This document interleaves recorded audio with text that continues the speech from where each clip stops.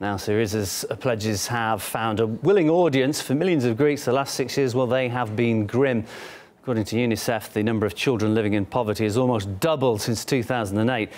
Suicides have soared by 45%. Drug use has also dramatically increased. Worst hit, though, is the younger section of the population, because almost half of Greek 20-somethings are jobless. OK, for more on the general elections, let's talk now to William Mallinson, a former British diplomat and now university professor at the Greek State University. William, if you can hear me OK?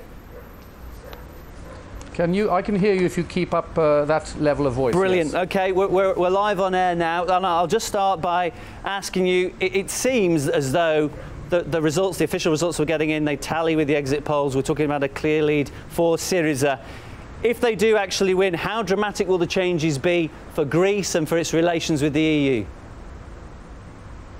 Well, at times like this, when emotion is running high, people love the word dramatic, and there is a small element of drama and theatre in the story. However, if you look at the structure, the political structure of the country, it's even with a new party in power, which is a better party than the others, you still have the old problem of clientelism and pelatismos. For example, all the MPs are still earning 10,000 euros a month, which is more even than in England. And until they put forward some structural changes, it'll be very difficult to make immediate changes. The changes will be slow.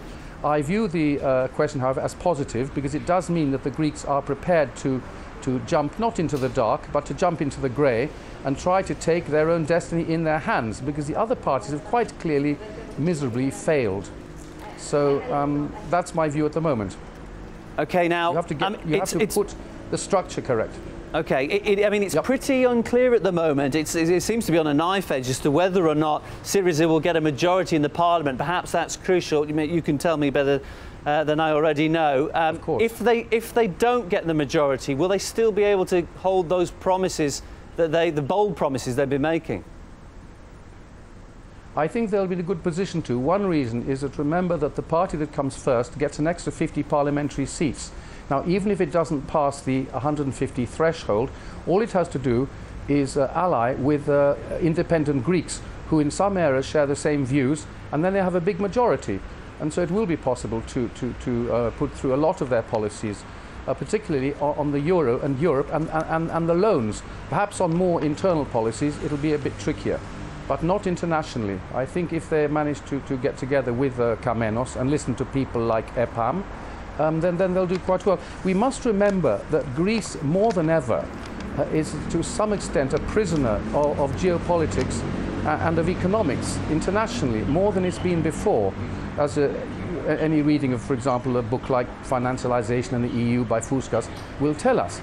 And that is what's got to be put right. It's Greece's international position has sorely affected the ordinary people.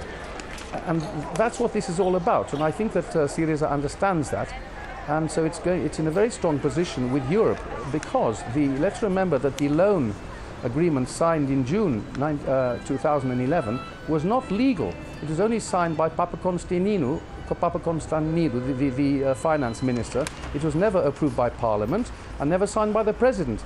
So I think that Syriza will start right there. And that's how it will save money, by declaring, perhaps even unilaterally, part of the whole loan illegal.